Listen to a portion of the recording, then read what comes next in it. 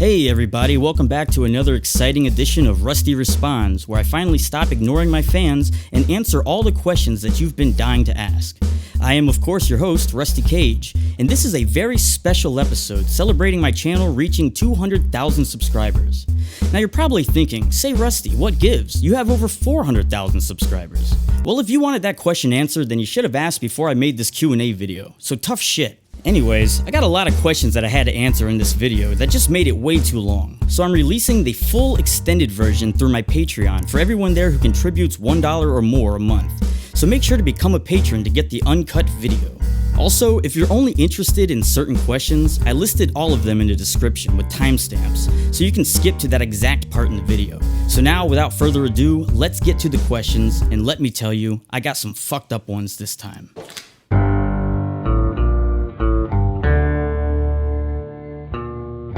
These three asked, how old are you and how looks your hair? Why do you still look 16? And how you grow so big? Well, believe it or not, despite my rough and tumble lifestyle, I've successfully made it to the age of 27, which makes me an old fuck for a YouTuber, seeing as most YouTubers now are all young kids. And how looks my hair? Well, it looks like this. I'm flattered that you still think I look 16. I figured my poor sleep schedule and diet would have progressed my aging by now, but I guess not. As for the secret of how I grew so big, well, I will reveal it to you all now. The secret is to eat raw eggs and raw garlic. Don't believe me? Just try it for yourself. Evergreen Dreams 89 inquires, have you ever seen a dentist? If so, what did he say about your ganked up smile? I haven't seen a dentist in a while. They would probably say that I need braces, but I'm an old ass man now, so I definitely don't plan on getting braces and having all of you make fun of me for the next few years. When I was a kid, my parents got my sister braces, but for some reason not me, so I got stuck with the crooked teeth. Whatever though. It hasn't really made my life any worse. And you know what they say, crooked teeth gives personality. Not that Evergreen Dreams 89 would know anything about having personality, dickhead. Who no asked, what is your biggest fear?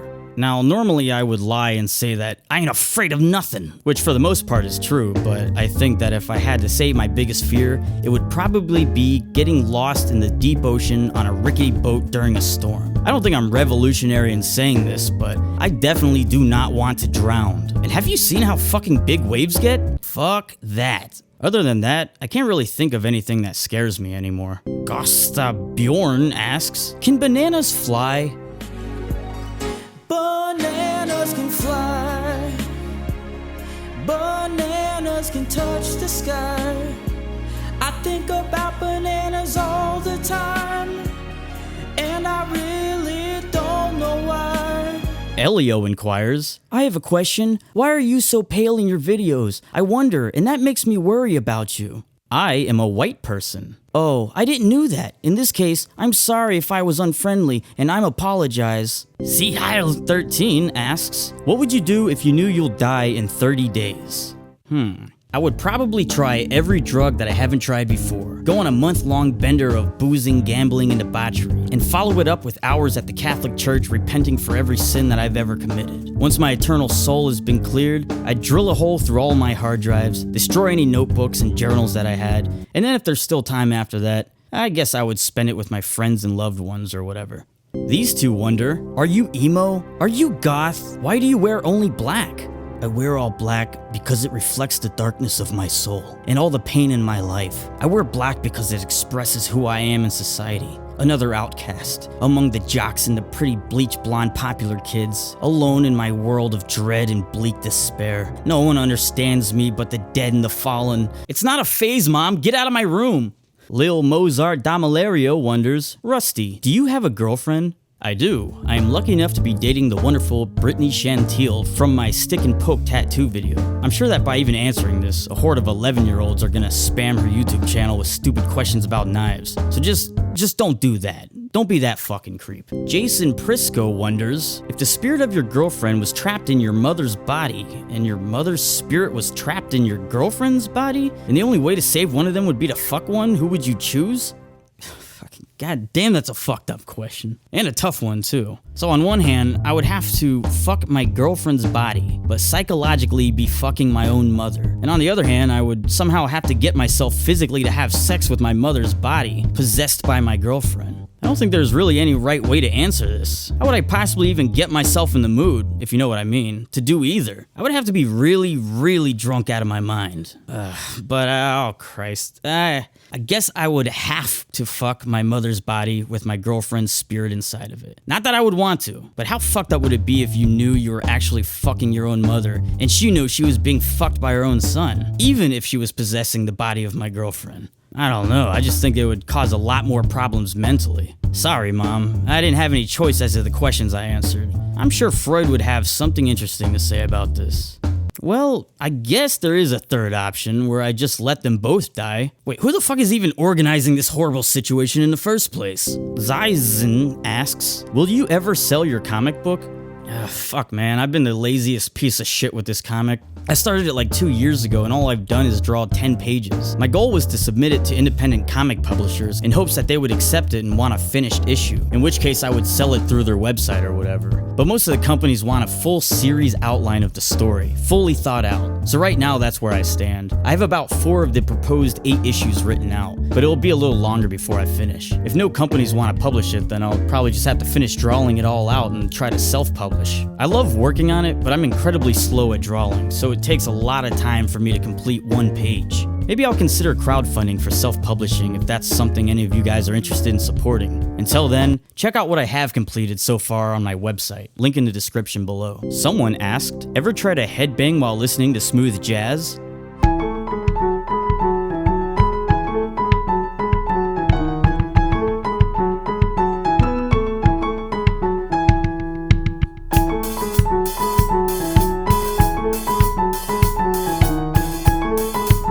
What is the most traumatic event in your life, and what was the happiest? I don't really think about things happening in my life as being traumatic or happy, but more of just being things that happen. Some shit sucks and some is awesome, but it's all a learning experience that creates who we are. I've gone through plenty of hardships in my life so far, but I've grown to respect them and appreciate them for helping to form who I am today. However, after thinking a bit, I guess if I had to say the most traumatic event in my life, it would be about a few years back when I accidentally took hallucinogens and thought I was dying. Now, when I say accidentally, I mean that I was at a small get-together where everyone was planning on taking ecstasy and just listening to music and fucking around with glow sticks. It's a very specific feeling you get when you take ecstasy, so everyone was expecting to feel really good and want to dance or whatever. But what we didn't expect was that the drugs we took was some sort of weird chemical drug that made you hallucinate for hours. So while we were all waiting for the high to kick in, shit started getting weird. With a lot of drugs like acid, mushrooms, or other mind-altering hallucinogens, your body wants to reject the drug, so you start to feel nauseous and need to throw up. So slowly, everyone started migrating to bathrooms or outside in fits of dry heaving. While I was trying to purge my body of the drug, I realized my vision was warping heavily. Everything was twisting into misshapen mockeries of their original form. I was sick and confused, and wondering just what the hell I had taken. Everyone was. And so I crawled into a dark room and decided to just lay there until the effects wore off, or I fell asleep. But as I was sitting in the room, I started hearing the other partygoers panicking in the rest of the house. They were all freaking out about what they were all high on. One of them thought he was having a heart attack, and they began screaming about needing to go to the hospital. As I was listening to everyone's panicked wailings, I started to also feel my heart pounding way too heavy. I was gonna have a heart attack if I didn't calm myself down. I thought if I tried to get up or move somewhere, my heart would burst, but if I laid there and fell asleep, I would surely die from choking on my vomit, only to be found the next morning blue and blurry-eyed. I thought I was going to die. What the fuck was in those pills? I thought of the shame my parents would feel whenever they heard that I died high on drugs, so I decided to make a choice. I was gonna call an ambulance and go to the doctor. Fuck getting in trouble. I didn't want to die. Well, I don't know what changed my mind, but I decided that instead I would call a good friend of mine and have them pick me up. He assured me almost instantly that I was just having a bad trip. I guess we all were. A really fucking bad trip. So he came and picked me up, gave me something to calm me down, and assured me that I was just tripping mad fucking balls. Once my panic started to settle, I ended up having a great rest of my night, now that I understood that I was just hallucinating and not actually dying. Very, very weird experience. I swore off all those crazy drugs after that night. Someone asked, how do you make your money? Maybe that's a little bit too personal, but I'm curious as to how you keep yourself afloat with booze, instruments, and a place to live. I've worked a lot of jobs for money over the years, everything from cell phone repairs to making radio jingles for local companies. But it was through putting enough time and busting my ass that I've been fortunate enough to grow my YouTube channel to a point that I can afford to live off. It's not consistent money by any means, and often is a struggle to maintain. Making a living online means you have to take every opportunity and venture you can. So I sell my music on iTunes, Bandcamp, and all the other online streaming and music sites. I sell t-shirts and other merch on my Spreadshirt store. And I get help from incredible and generous supporters through crowdfunding websites like Patreon. Which reminds me, I'll be releasing a full version of this Q&A with all the extra questions that I cut from this video to all my patrons who pledge $1 or more a month. So if you want to see the full Q&A video, go join me on Patreon and check it out. But yeah, the hardest part is trying to convince people to turn off ad block whenever they watch your videos. Not saying you have to, but you know, it sure would be badass if you did.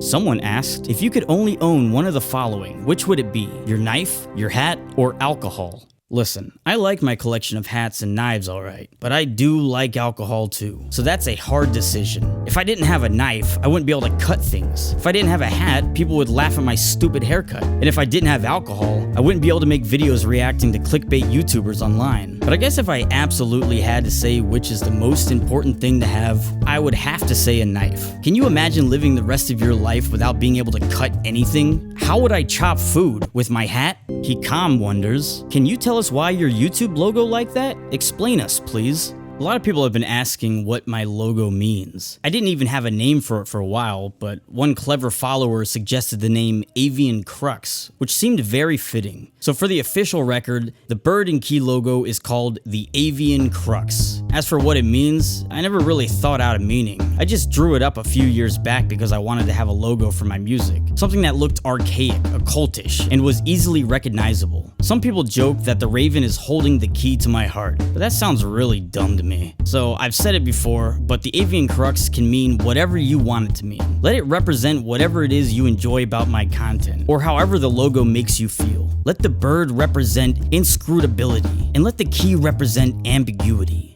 Some guy inquires, what do you identify as, and what are your preferred pronouns, cunt? And do you define yourself as a man or a woman? My preferred pronouns are they and their, and I identify my gender as Dr. Pepper. Wait, am I a man or a woman? Listen, bigot, there are 117 genders, not just 2, and mine is Dr. Pepper, so don't fuck it up. Someone asked, could you try to say something in Polish? Samobójstwo. Samobójstwo. Samobójstwo. Samobójstwo. Samobójstwo. Samobójstwo. Samobójstwo. Samobójstwo. Samobójstwo. Samobójstwo. Yeah, no, I can't speak Polish. Peppercane asks, what would you rather do? Stuff a puppy in an exhaust pipe or deal with raging chlamydia for 3 days? Is this the audience that I've built? Fucking my mother, stabbing my foot, and now this? Y'all need Jesus. But for real, I would take the chlamydia for 3 days over putting a puppy in the exhaust pipe. I can't stand the idea of torturing animals. Even though I'm a hypocrite and eat meat, I couldn't ever senselessly torture a small puppy. Which reminds me, that's another thing that I don't like about young kids. They do cruel shit to animals because they don't understand fear and pain yet. But 3 days with chlamydia can't be all that bad. I don't know. I don't know what raging chlamydia is even like. I might just regret my decision after the first day and wish that I just put the damn puppy in the tailpipe. Upside Down Cat inquires, would you rather stab yourself in the toe or put a toothpick in your toe and kick a wall? What kind of fucked up questions are you guys trying to get me to answer here? Stab myself in the toe or put a toothpick in my toe and kick a wall? Fucking definitely not the second one. Christ, just thinking about it makes my feet hurt. I could take a stab on the top, but just think about it. Everyone close your eyes and imagine. Put a toothpick under your big toenail, wedge it right in there so it stays, and then kick a wall so it stabs deep under the nail. That's like the bamboo torture that they used to use on prisoners of war in World War II. Well, which would you all choose? Let me know in the comments section below. Somebody asked, I am a huge wussy who always backs down when under pressure and feels the need to explain myself all the time. I look up to you for your fuck everything attitude. Do you have any tips to make me more of an asshole, or even how to get into a fuck everything attitude?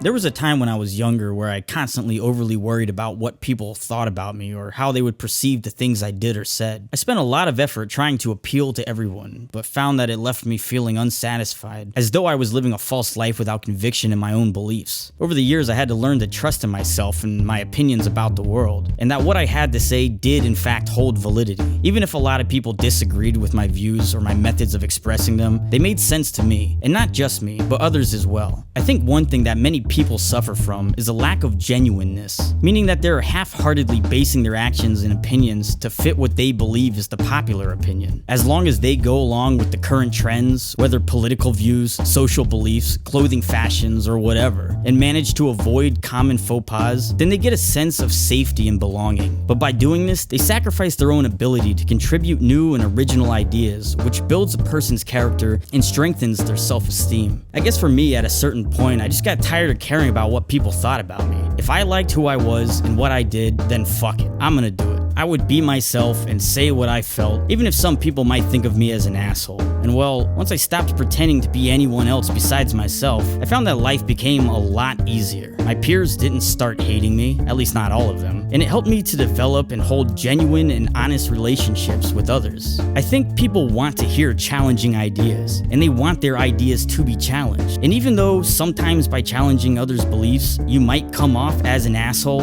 in the end, that's what fuels humanity. People need to be themselves and be as true and honest to themselves and their principles as they can. And if no one else likes it, then fuck them. Not everyone has to like it. Sometimes you just gotta be an asshole. Oscar Mari is very curious. Are you a virgin? I bet you aren't. Kind of guessing. LOL, what do you think? Give this video a thumbs up if you think that I'm a virgin. And if you don't think that I am, give it a thumbs up anyways. Andrew Drusev Stalin asks, what are your top 3 favorite brands of whiskey? Listen, all whiskey is good, but I only have a top 2. Buffalo Trace Kentucky Straight Bourbon and Jameson Irish Whiskey. That's all I need. Clone Army asks, can you take a shot of whiskey? Hell yeah, I was hoping someone would finally ask. Cheers. Bananas can fly, bananas can touch the sky. I think about bananas all the time, and I really